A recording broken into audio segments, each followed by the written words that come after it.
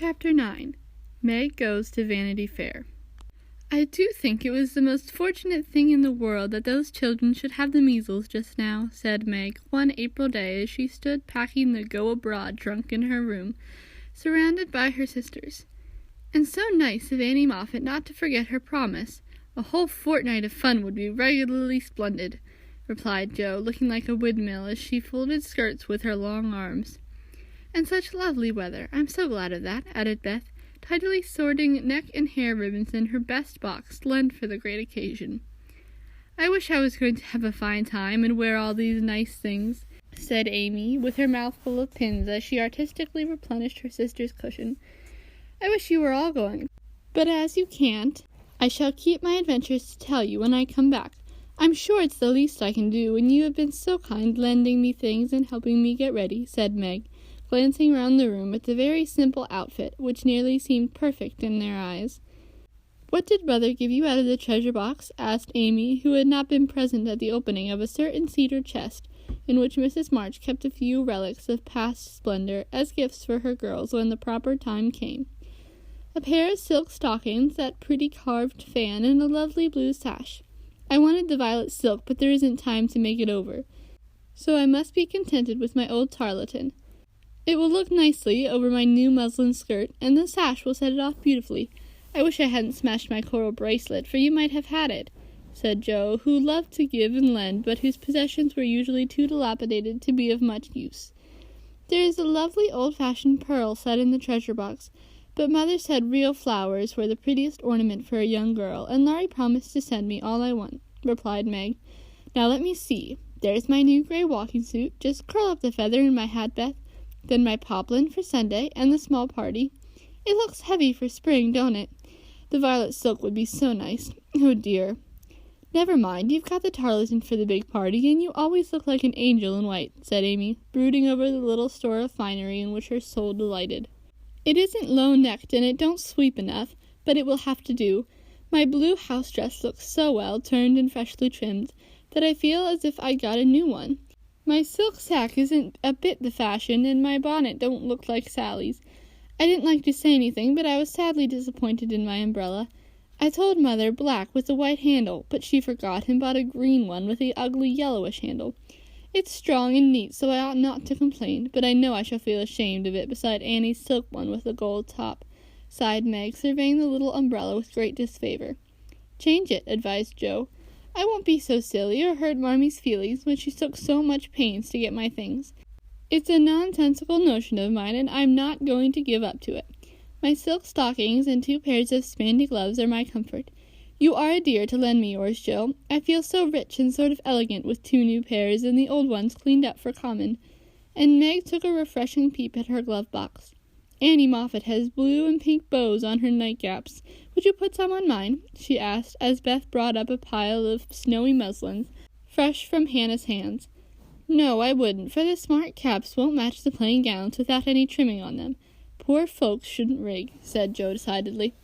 I wonder if I shall ever be happy enough to have a real lace on my clothes and bows on my caps, said Meg impatiently. You said the other day that you'd be perfectly happy if you could only go to Annie Moffat's, observed Beth in her quiet way. So I did. Well, I am happy and won't fret, but it does seem as if the more one gets, the more one wants, don't it? There now, the trays are ready and everything in but my ball dress, which I shall leave for Mother, said Meg, cheering up as she glanced from the half-filled trunk to the many times pressed and mended white tarlatan, which she called her ball dress, with an important air. The next day was fine, and Meg departed in style for a fortnight of novelty and pleasure.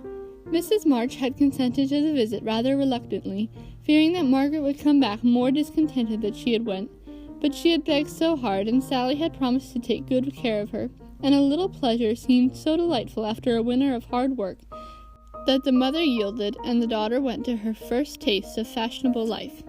The Moffats were very fashionable, and simple Meg was rather daunted at first by the splendor of the house and the elegance of its occupants. But they were kindly people in spite of the frivolous life they led, and soon put their guest at her ease. Perhaps Meg felt, without understanding why, that they were not particularly cultivated or intelligent people, and that all their gilding could not quite conceal the ordinary material of which they were made. It certainly was agreeable to fare sumptuously, drive in a fine carriage, wear her best frock every day, and do nothing but enjoy herself. It suited her exactly, and soon she began to imitate the manners and conversation of those about her, to put on little airs and graces, use French phrases, crimp her hair, take in her dresses, and talk about the fashions as well as she could. The more she saw of Annie Moffat's pretty things, the more she envied her, and sighed to be rich. Home now looked bare and dismal as she thought of it.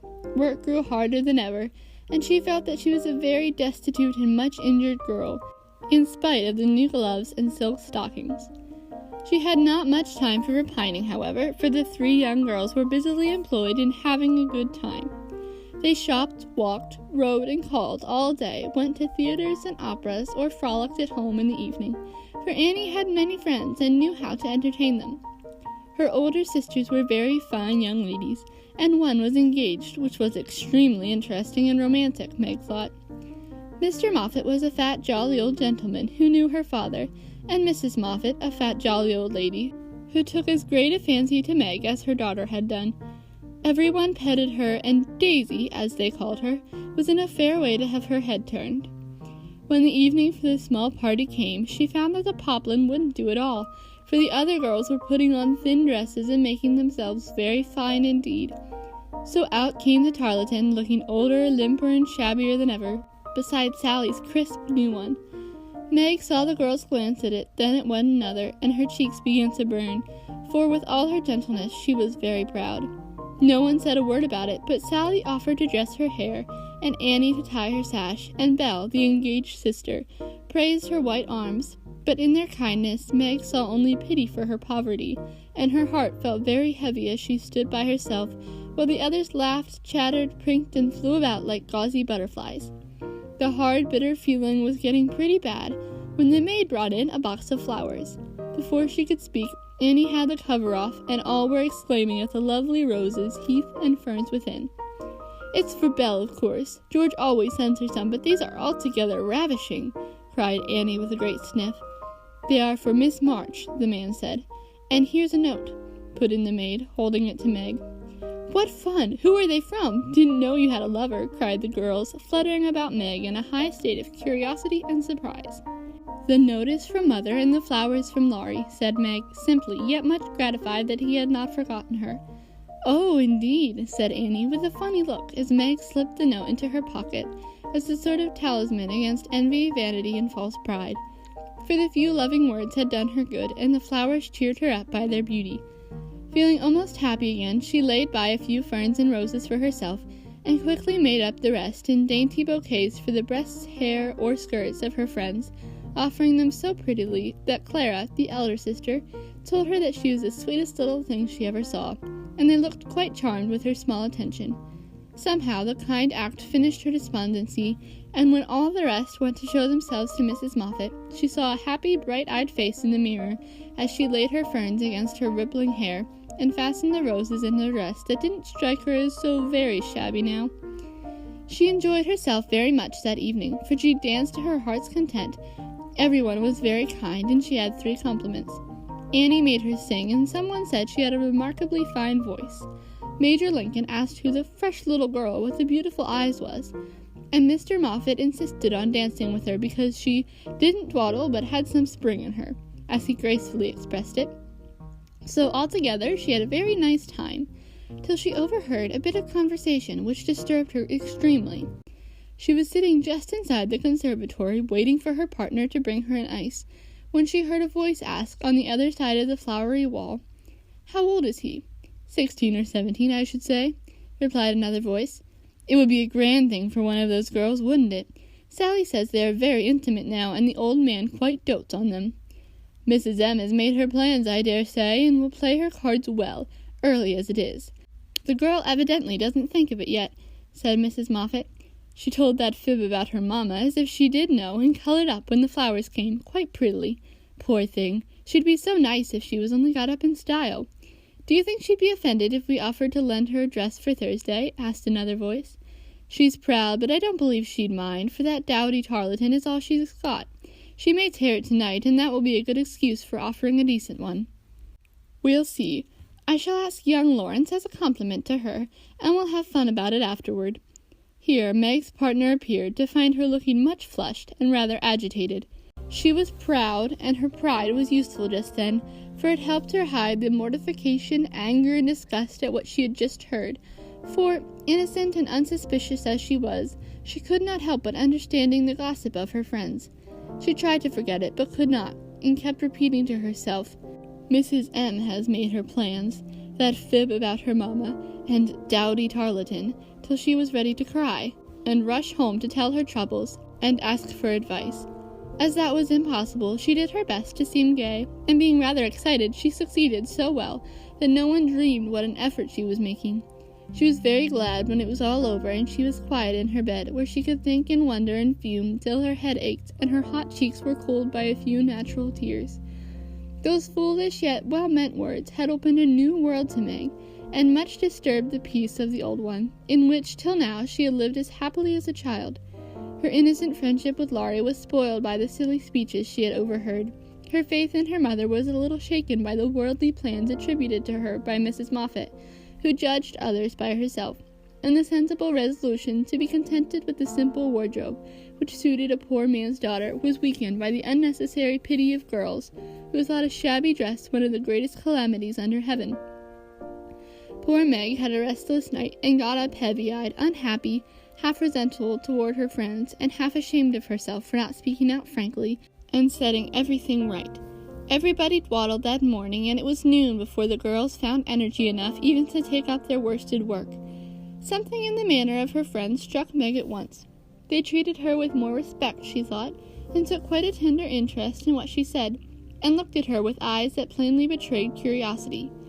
All this surprised and flattered her, though she did not understand it till Miss Bell looked from her writing and said with a sentimental air, "Daisy, dear, I've sent an invitation to your friend Mr. Lawrence for Thursday.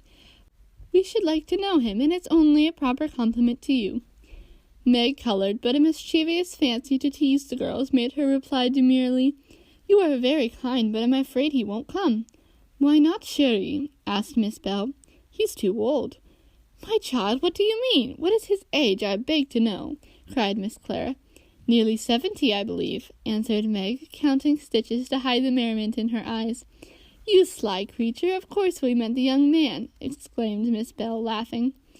"There isn't any. Laurie is only a little boy," and Meg laughed also at the clear look which the girls exchanged, as she thus described her supposed lover. "About your age," Nan said. "Nearer my sister Jo's. I am 17 in August," returned Meg, tossing her head. "It's very nice of him to send you flowers, isn't it?" said Annie, looking wise about nothing. "Yes, he often does, to all of us, for their house is full, and we are so fond of them. My mother and old Mr. Lawrence are friends, you know, so it is quite natural that we children should play together," and Meg hoped they would say no more. "It's evident Daisy isn't out yet," said Miss Clare to Belle with a nod. "Quite a pastoral state of innocence all round," returned Miss Bell with a shrug. "I'm going out to get some little matters for my girls. Can I do anything for you, young ladies?" asked Mrs. Moffat, lumbering in like an elephant in silk and lace. "No, thank you, ma'am," replied Sally. "I've got my new pink silk for Thursday, and don't want a thing." "Nor I," began Meg, but stopped, because it occurred to her that she did want several things, and could not have them. "What shall you wear?" asked Sally. "My old white one again, if I can mend it fit to be seen. It got sadly torn last night," said Meg, trying to speak quite easily, but feeling very uncomfortable. "Why don't you send home for another?" said Sally, who was not an observing young lady. "I haven't got any other."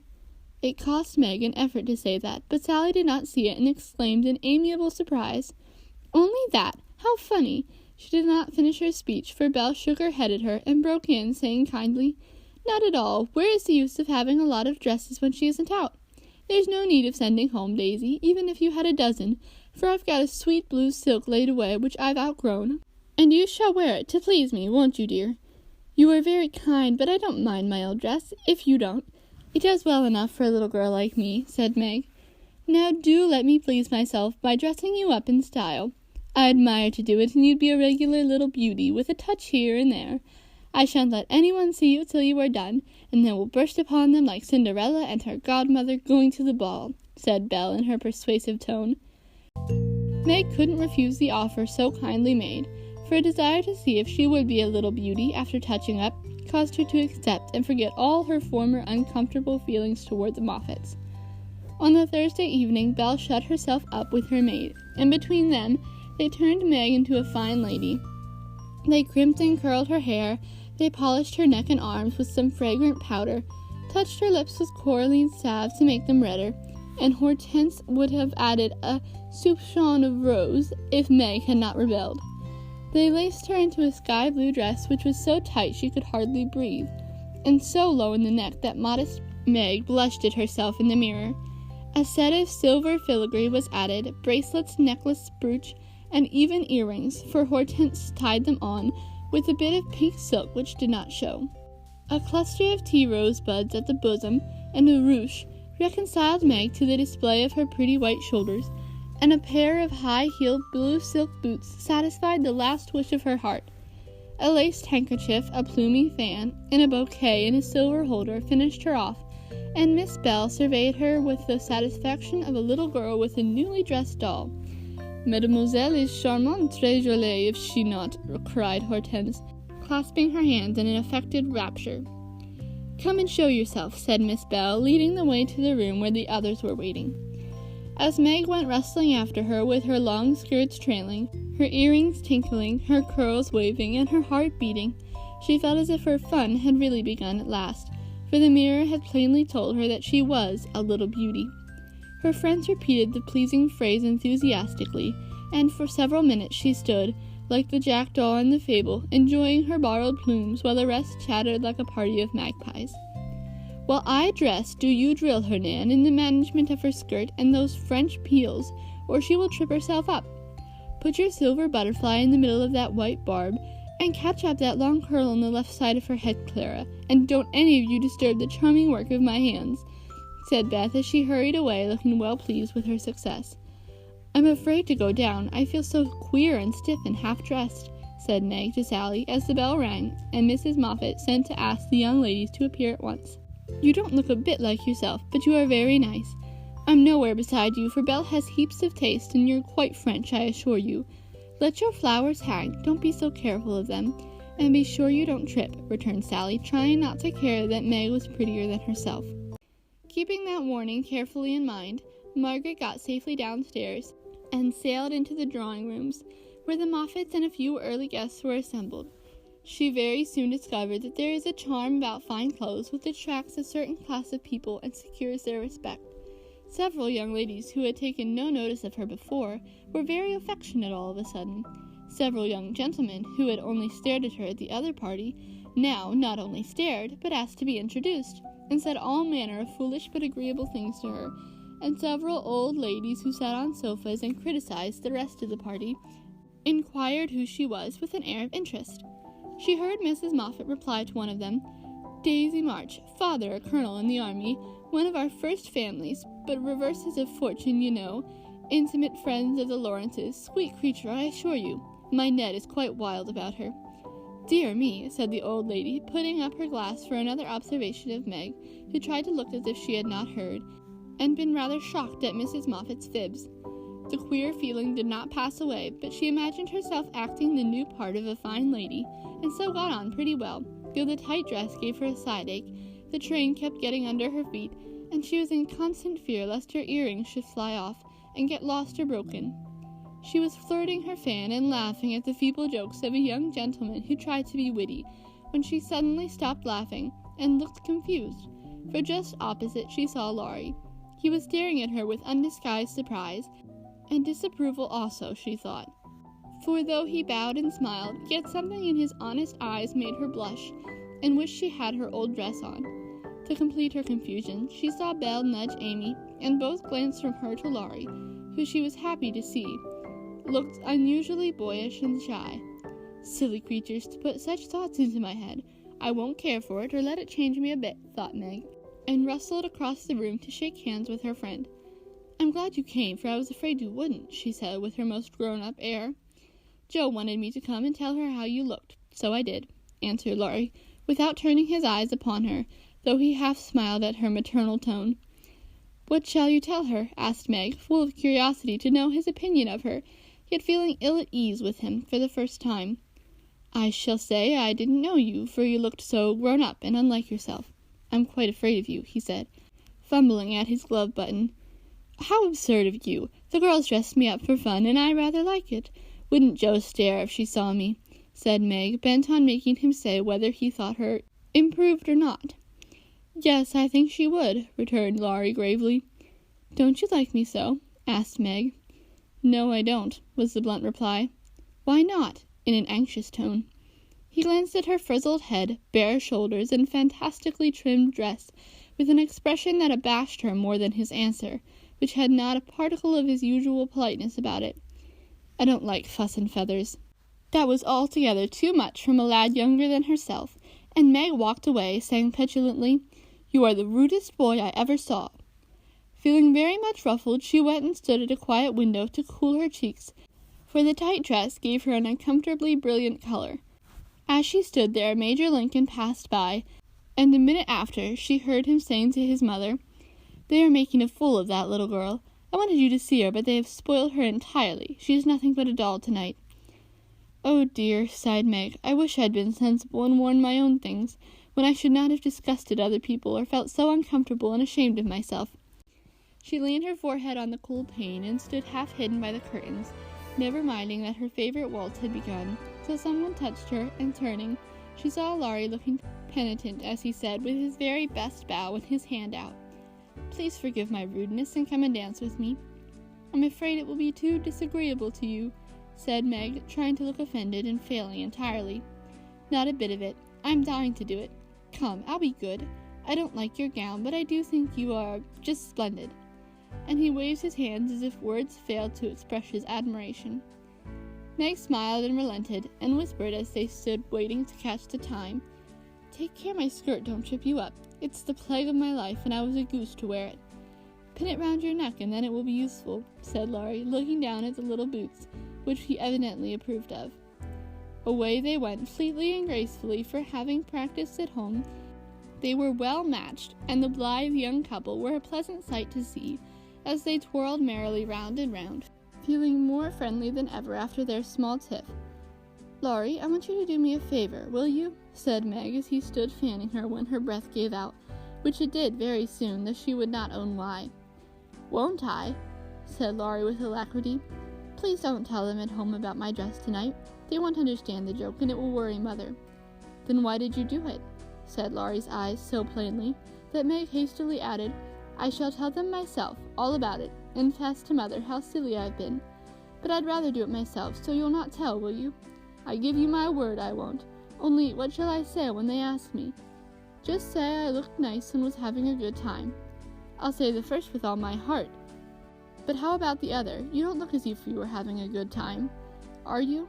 And Laurie looked at her with an expression which made her answer in a whisper, "No, not now. Don't think I'm horrid. I only wanted a little fun, but this sort don't pay, I find, and I'm getting tired of it." "Here comes Ned Moffat. What does he want?" said Laurie, knitting his black brows as if he did not regard his young host in the light of a pleasant addition to the party. "He put his name down for 3 dances, and I suppose he's coming for them.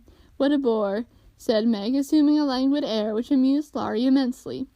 He did not speak to her again till supper time, when he saw her drinking champagne with Ned and his friend Fisher, who were behaving like a pair of fools, as Laurie said to himself, for he felt a brotherly sort of right to watch over the Marches, and fight their battles whenever a defender was needed. "You'll have a splitting headache tomorrow if you drink much of that." "I wouldn't, Meg. Your mother don't like it, you know," he whispered, leaning over her chair as Ned turned to refill her glass and Fisher stooped to pick up her fan. "I'm not Meg tonight. I'm a doll who does all sorts of crazy things. Tomorrow I shall put away my fuss and feathers and be desperately good again," she answered with an affected little laugh. "Wish tomorrow was here, then," muttered Laurie, walking off, ill-pleased at the change he saw in her. Meg danced and flirted, chattered and giggled, as the other girls did. After supper she undertook the German and blundered through it, nearly upsetting her partner with her long skirt, and romping in a way that scandalized Laurie, who looked on and meditated a lecture. But he got no chance to deliver it, for Meg kept away from him till he came to say good night. "Remember," she said, trying to smile, for the splitting headache had already begun. "Silence à la mort," replied Laurie with a melodramatic flourish as he went away. This little bit of byplay excited Annie's curiosity, but Meg was too tired for gossip and went to bed, feeling as if she had been to a masquerade and hadn't enjoyed herself as much as she expected. She was sick all the next day, and on Saturday went home, quite used up with her fortnight's fun and feeling that she had sat in the lap of luxury long enough. It does seem pleasant to be quiet and not have company manners on all the time. Home is a nice place, though it isn't splendid, said Meg, looking about her with a restful expression as she sat with her mother and Joe on the Sunday evening. "I'm glad to hear you say so, dear, for I was afraid home would seem dull and poor to you after your fine quarters," who had given her many anxious looks that day, for motherly eyes are quick to see any change in their children's faces. Meg had told her adventures gaily and said over and over what a charming time she had, but something still seemed to weigh upon her spirits, and when the younger girls were gone to bed, she sat thoughtfully staring at the fire, saying little and looking worried. As the clock struck 9 and Joe proposed bed, Meg suddenly left her chair and, taking Beth's stool, leaned her elbows on her mother's knee, saying bravely, "Marmee, I want to fess." "I thought so. What is it, dear?" "Shall I go away?" asked Joe discreetly. "Of course not. Don't I always tell you everything? I was ashamed to speak of it before the children, but I want you to know all the dreadful things I did at the Moffats." "We are prepared," said Mrs. March, smiling, but looking a little anxious. "I told you they rigged me up, but I didn't tell you that they powdered and squeezed and frizzled, and made me look like a fashion plate. Laurie thought I wasn't proper. I know he did, though he didn't say so, and one man called me a doll. I knew it was silly, but they flattered me, and said I was a beauty in quantities of nonsense, so I let them make a fool of me." "Is that all?" asked Joe, as Mrs. March looked silently at the downcast face of her pretty daughter, and could not find it in her heart to blame her little follies. "No, I drank champagne and rum, and tried to flirt, and was altogether abominable," said Meg, self-reproachfully. "There is something more, I think," and Mrs. March smoothed the soft cheek, which suddenly grew rosy, as Meg answered slowly, "Yes, it's very silly, but I want to tell it, because I hate to have people say and think such things about us and Laurie." Then she told the various bits of gossip she had heard at the Moffats, and as she spoke, Joe saw her mother fold her lips tightly, as if ill-pleased that such ideas should be put into Meg's innocent mind. "Well, if that isn't the greatest rubbish I ever heard," cried Joe indignantly. "Why didn't you pop out and tell them so on the spot?" "I couldn't. It was so embarrassing for me. I couldn't help hearing it first, and then I was so angry and ashamed I didn't remember that I ought to go away." "Just wait till I see Annie Moffat and show you how to settle such ridiculous stuff. The idea of having plans and being kind to Laurie because he's rich and may marry us by and by.